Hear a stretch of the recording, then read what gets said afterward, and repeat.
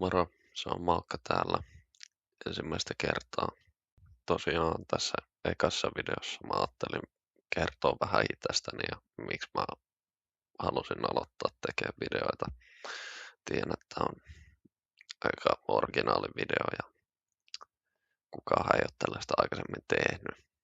Joten mä ajattelin, että mä voisin nyt olla sitä eka.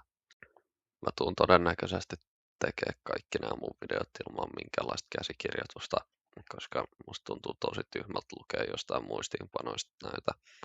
Että älkää ihmetelkö, jos mulla tulee joskus pieni tauko, missä mä jää kelaamaan vähän, mitä sanaa mun pitäisi seuraavaksi käyttää. Mä tosiaan oon 19-vuotias työtön jätkä. Ei varmaan ole mikään kauhea yllätys, mutta se mulla on koulut vielä vähän kesken, että mä oon tällä hetkellä vielä amiksessa.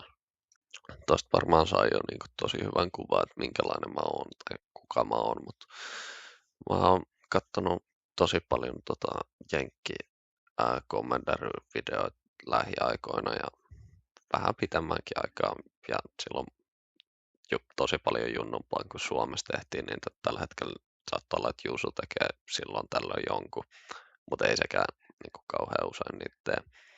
Niin musta tuntuu, että jos kukaan muu ei tee näitä niin suomeksi, niin ehkä mä voisin yrittää.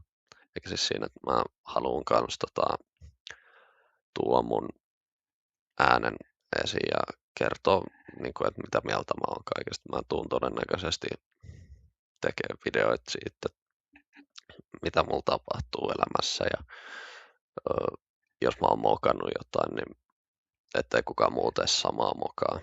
Ei sillä, mä oon vielä tosiaan tosi nuori kaveri, että mä kyllä eihin mokaattais varmaan aika paljon asioita, mut näin. Mä oon muutenkin aika hiljainen jätkä ja tää on mä oon halunnut jo tosi pitkään alkaa tekemään näitä videoita, niin tää on tosi hyvä mulle, että mä nyt vihdoin uskallan tai alan tekemään niitä. Mä oon tosi pitkään vaan miettinyt, että että mä aloitan huomenna tai viikon päästä, mutta on mulle niin kuin tosi hyvä juttu, jos mä nyt saan oikeasti tehtyä tämän purkkiin ja julkaisen tämän teille katsottavaksi. Eikä siis siinä, olisi tosi siistiä sit, jos jengi oikeasti jaksaa kuunnella ja niitä kiinnostaa niin kuin mun puoli tai mitä mä ajattelen asioista. Mutta ei mun varmaan enää tätä videoa tarvitse kauheasti venyttää, että siinä nyt tuli ytimessä jo kaikki.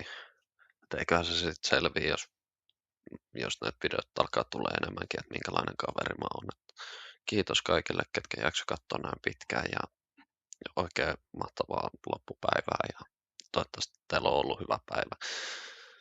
Se olisi sitten moro.